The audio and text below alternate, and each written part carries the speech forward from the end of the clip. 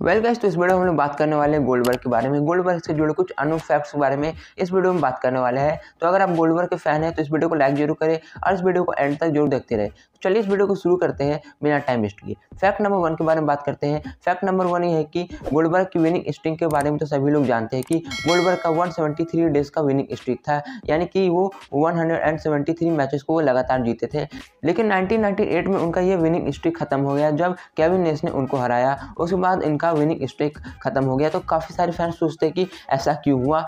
ये जो आइडिया था गोल्डबर्ग की स्ट्रीक को खत्म करने का वो WCW का ही था, क्योंकि जो गोल्डबर्ग है उन्होंने काफ़ी ज़्यादा सुपरस्टार को हरा दिया था। यानी कि अब WCW के पास उतने ज़्यादा सुपरस्टार नहीं बचे थे, इसलिए उन्होंने गोल्डबर्ग की विनिंग स्ट्रीक को खत्म करने का फैसला लिया था। इसलिए उन्होंने गोल्डबर्ग की विनिंग स्ट्रीक को खत्म कर दिया। फैक्ट नंबर 2, जैसा कि मैंने आपको बताया कि गोल्डबर्ग की विनिंग स्ट्रीक को केविन नेश ने खत्म किया था, लेकिन गोल्डबर्ग ऐसा नहीं चाहते थे। वो चाहते थे कि उनकी जो स्ट्रीक है वो खत्म करे बॉबी ईटन। बॉबी ईटन उनकी स्ट्रीक को खत्म करे। दरअसल हुआ यह थी कि अगस्त 1998 के एक हाउस शो में हमें बॉबी ईटन और गोल्डबर्ग के बीच मैच देखने को मिलने वाला था, एक डार्क शो में। दरअसल ये जो मैच हो रहा था वो हो रहा था बॉबी ईटन के होम टाउन में, और उस दिन बॉबी ईटन का बर्थडे भी था। इसलिए जो गोल्डबर्ग है वो चाहते थे कि वो इस मैच को हार जाए और बॉबी ईटन इस मैच को जीत जाए, लेकिन WCW ऐसा नहीं चाहती थी। इसलिए बॉबी ईटन इस मैच को हार गए और गोल्डबर्ग इस मैच को जीत गए थे। सऊदी अरेबिया के शो में हमें द अंडरटेकर और गोल्डबर्ग के बीच मैच देखने को मिला था, जिसमें ज़्यादातर फैंस को माना था कि ये काफ़ी ज़्यादा बेकार और घटिया मैच था, यानी कि सबसे ज़्यादा बेकार ड्रीम मैच था,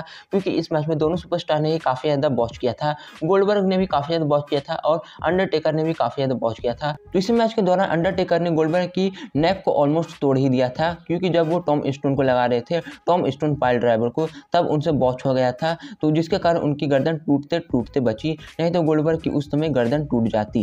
गोल्डबर्ग ने ब्रेट हार्ट के करियर को खत्म किया। दरअसल 19 दिसंबर 1999 में हमें गोल्डबर्ग और ब्रेट हार्ट का बीच मैच देखने को मिला WCW वर्ल्ड हैवीवेट चैंपियनशिप के लिए स्टारकेड पेपर व्यू के मेन इवेंट में। दरअसल जब गोल्डबर्ग ने सुपर किक लगाया था उन्होंने काफ़ी ज़्यादा तेजी से लगा दिया था, जिसके कारण जो ब्रेट हार्ट है उनको काफ़ी ज़्यादा चोट आई थी और उसी चोट के कारण उनको रिटायरमेंट भी लेना पड़ा था। गोल्डबर्ग ने अपना साल 2016 में रिटर्न किया था। उन्होंने 12 साल बाद अपना रिटर्न किया था और रेसलमेनिया 20 में उन्होंने लास्ट मैच लड़ा था ब्रॉक लेसनर के खिलाफ। ब्रॉक लेसनर के खिलाफ मैच लड़ने के बाद उन्होंने रेसलिंग को छोड़ दिया था, लेकिन साल 2016 में उन्होंने अपना रिटर्न किया और उनका मैच साल 2016 के सर्वाइवर सीरीज में ब्रॉक लेसनर के साथ हुआ था। उस मैच में गोल्डबर्ग ने उनको स्क्वॉश करके मैच को जीत लिया था, लेकिन ये रियल प्लान नहीं थे। रियल प्लान ये थे कि ब्रॉक लेसनर उस मैच को स्क्वॉश करने वाले हैं, यानी कि ब्रॉक लेसनर उस मैच को जीतने वाले कुछ ही सेकंड में, और उसके बाद जो गोल्डबर्ग है वो WWE से फिर से चले जाने वाले थे।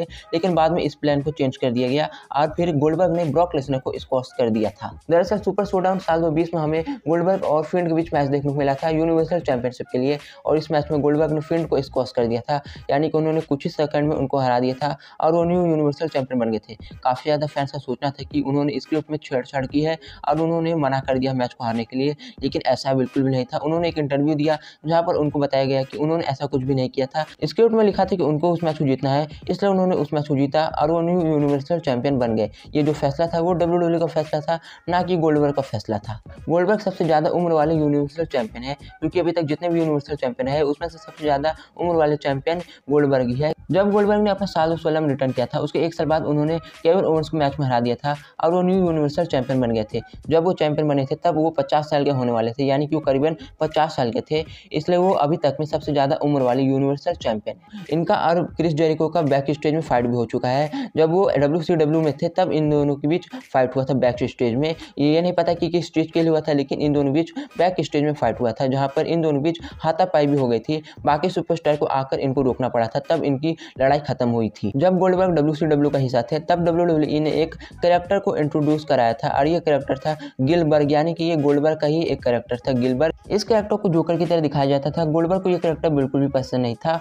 गोल्डबर्ग चाहते थे कि वो गिलबर्ग को किल कर दे, यानी कि गिलबर्ग को हत्या कर दे, लेकिन बाद में उनका ये गुस्सा शांत हो गया था। तो गाइस ये थे कुछ अननोन फैक्ट्स गोल्डबर्ग से रिलेटेड। तो गाइस वीडियो तक थी, आपको वीडियो पसंद है तो वीडियो को लाइक करें, चैनल पर सब्सक्राइब करें। मिलते हैं इस वीडियो में, तब तक के लिए बाय बाय दोस्तों।